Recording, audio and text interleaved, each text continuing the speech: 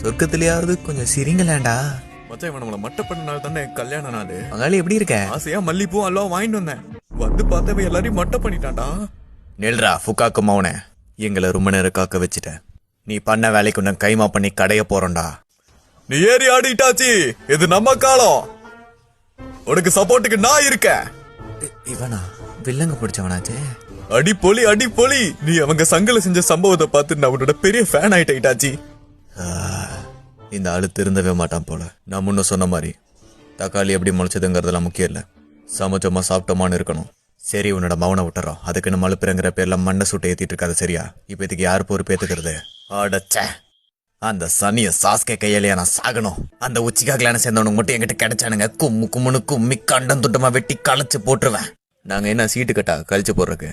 ஆமா, மல்லிப்பூ இவர் கொடுத்துட்டா அல்வாவி சேர்த்து கொடுத்துரு, அதெல்லாம் மாமா வாங்கிப்பாரு. இல்ல